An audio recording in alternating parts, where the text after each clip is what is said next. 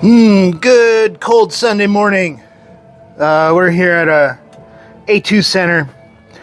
First call of the day is they said pins were getting stuck in the number 6 deck chute, and if you look there, you can see the pins are actually rubbing on that as they're sliding down. I think they're getting stuck.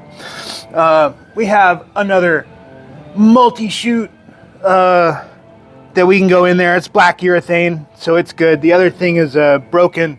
Now you can't see it, but there's a broken number 1 turret wire, and this set of turret wires for number 6. We need to move it that way and try and center the pin over the deck chute a little bit, so it's offset and the pin is actually riding that side of the deck chute. So we're gonna go ahead and get started on that. We've got her stopped at 270 degrees, setting a new rack of pins. I forgot to lock the pin gate, so we got one hiding in the turret center chute. So the first thing we're gonna do, we're gonna replace this broken number 1 turret wire, because that's not helping anybody out. It is broken. Is it causing our immediate issue? No, but we have turret wires, so let's go ahead and get this replaced. Ugh. A little bent. Oh, dropped the lock washer. That's okay, I got it with my foot. Well, see if I can get my phalanges in there. There we go. It always helps to have a 1/4 inch socket or 1/4 drive socket, 7/16. It'll get in the little recess here of this turret wire cap super easy. Unlike my big fat phalanges. Excuse me. Yeah, we're still oh, dropping things. That's okay. I got it. I see where it went. I've had a few days off from work. We got kind of snowed in. Public transportation was down. People were trying to walk to work and slipping and falling in the ice. Apparently we set a record for slip and fall hospital visits over the last 3 or 4 days. Oh, damn it. I've been bamboozled. Let me show you guys. Can you see how that's welded right there? It's all funky. This is weird. This is not good. Hold on, I'm gonna go get another one. All right, we're back from the workshop. They had another one that was not welded. That one just sat really funky. Not worth trying to make that one run. So yeah, most slip and trip fall injuries to the ER record because of this ice storm. Wasn't fun. I got a little bit of a staycation out of it though. It's like 4 days off in a row, but here we are, working on the weekend. Yeah.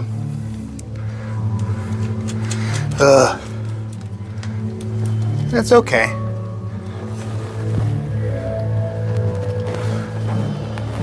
All right, moving right along.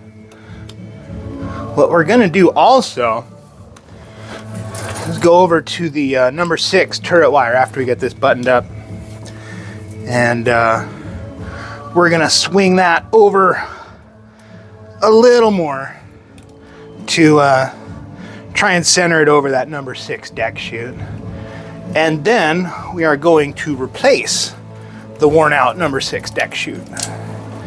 And then we should be done with this machine, because they will need it for their morning league in about 25 minutes ish, maybe a little more. I don't know what time it is.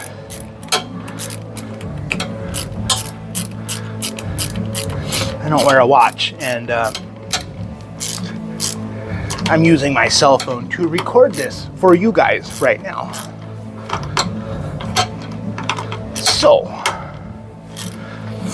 I literally have time blindness, literally and figuratively, in the ADHD sense of the word.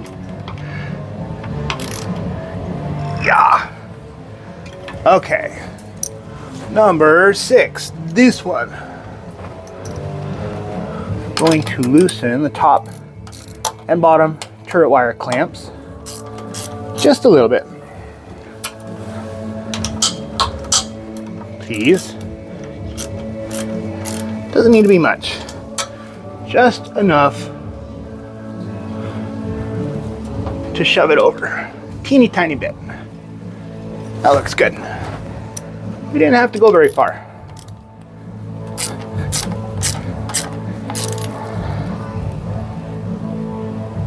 That'll help direct it into the deck chute a little bit better.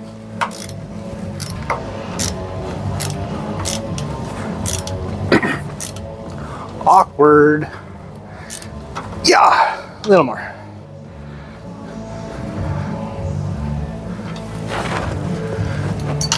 After you do enough turret wire bolts, you'll know when to stop. After you break enough, you'll know how tight is. But that's tight. This is good. This is good.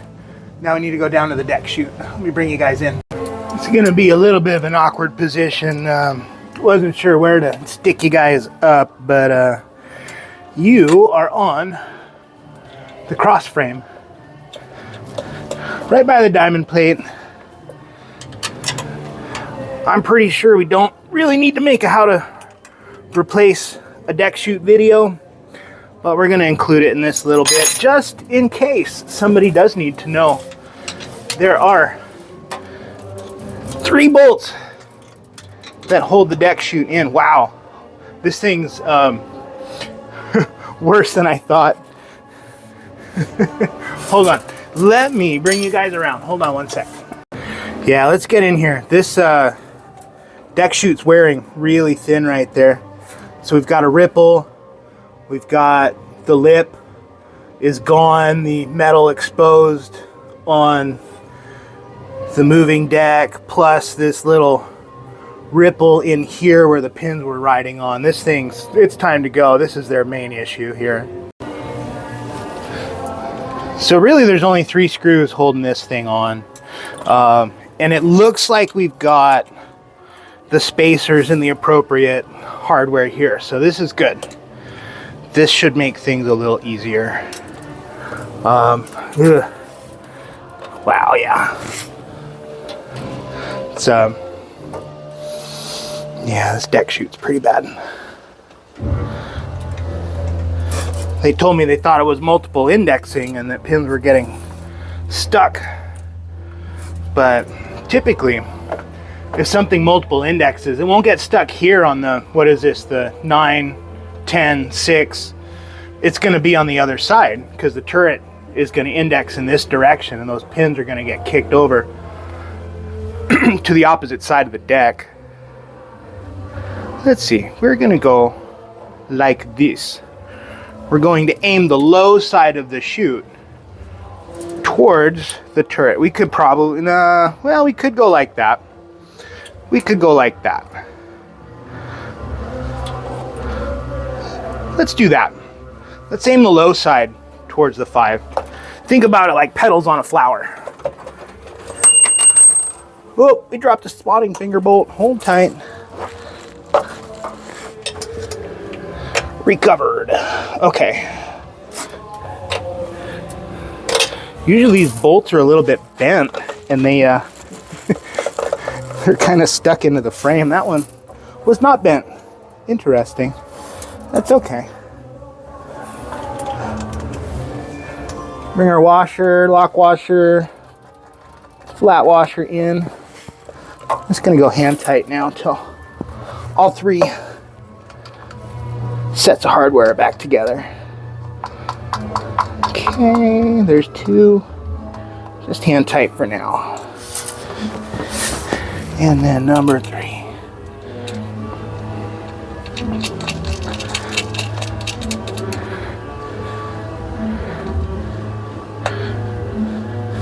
Oh, this is why I like this little bitty, tiny, stubby wrench.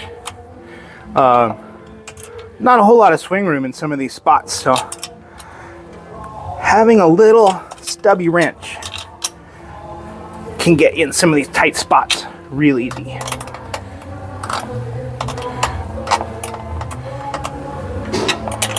We are 1.5 bolts tight. Yeah, there's 2 bolts tight. Let's do our last one here. I know you can't see, but believe me, the bolts are getting tight.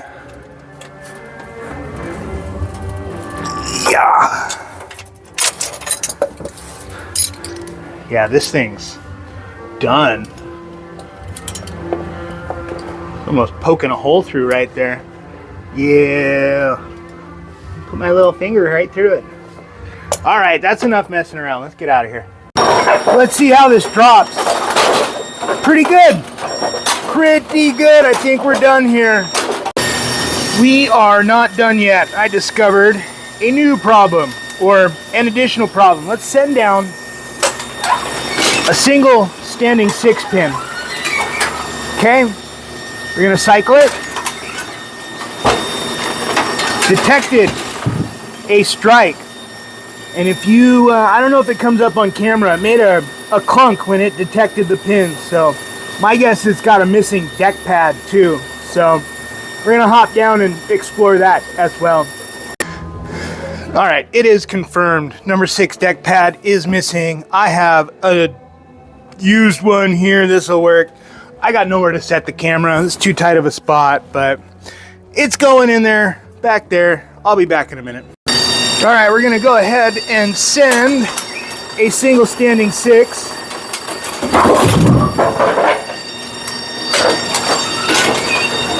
All right. Uh-oh, we shouldn't have stopped there. What did I do? There we go. Now, let's watch. Standing pins. Good, we got standing pin cycle. So we are good. All right, on to Pinsetter number 2 for this morning. The note I have, let me look. What does it say? 5 stuck in center chute. It's not currently stuck in the center chute, but we're going to turn it on. We're going to check. We're going to look at blocking finger adjustment. We're going to look at interlock probe adjustments and see what might be causing the pins to get stuck in the turret center chute. That was a weird one. Let's see if we can do it again. Cycle the machine. Oh, it held it that time. It let go before. Crazy.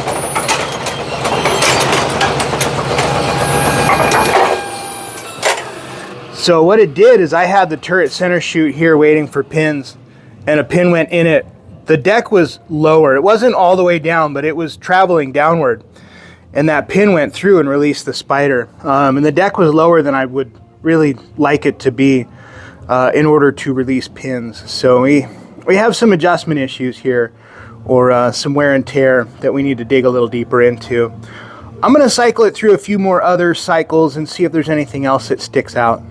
Man, I wish I'd gotten that on camera. So what happened is a 5-pin went through the turret center chute. It released the spider. Pins went to the moving deck. The turret did not advance beyond this point. So the pin gate didn't have a chance to latch after the original 5 went in there, and so it fed a second pin in there. So right now I've got it shut off. We're stuck somewhere. Our rotational motion of the turret had a bind in it. I'm gonna dig around, see if I can find it, and I'll bring you guys back in when I do. All right, so I spent a few minutes. I brought the turret back to the number 5 center chute position.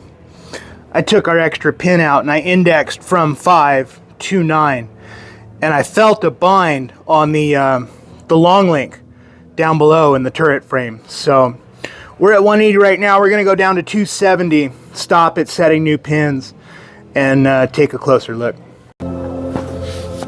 wish I could zoom in a little bit more, but with my cell phone and the available mounting options I have, it's just not gonna happen right now. But let's take a closer look. So we're gonna index as we're at the number 5. We're gonna index from 5 to 9. So our roller looks good here. Our projection on our turret cam lines up with the roller pretty good. And we don't have any binds here with the deck down. Why would we have a bind with the deck up but not with the deck down? That is a good question. So we obviously don't have a bind in the rotational movement with the deck in the down position, but the roller back here is holding our latch up. So I'm wondering if we have a bad roller or bad bushing in here.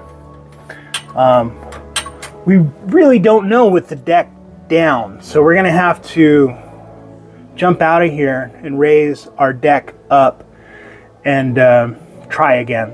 So I've got it back with the moving deck up, and the flashlight fell, but we've got a bind, and I haven't figured out where it is yet. I'm gonna keep digging. I'll bring you guys back in when I do. Took a little bit of digging, but I found it. The locking fingers are interfering with each other. One of them or both of them are bent.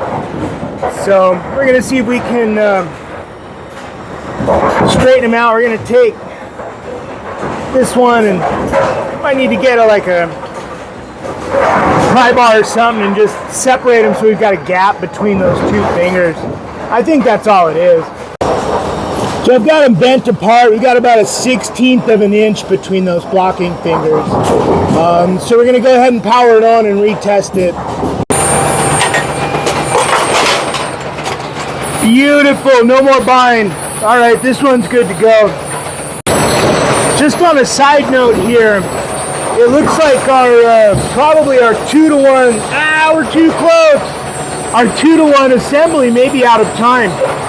Right now, our 1-to-1 and 4-to-1 are book spec at 0 degrees. But watch what happens when I cycle this machine. You see how it went up ever so slightly before it started going back down? That's an indication that the 2-to-1 is not timed correctly.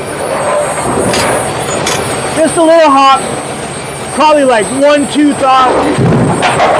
It's probably been running like that for decades at this point. It's not hurting anything, but just another thing to note. This is another great example of nobody is perfect. I spent about 20 minutes trying to run through my blackout checklist, and I realized I accidentally unplugged the masking unit plug. Yeah, geez. It's always a good reminder, keep it simple.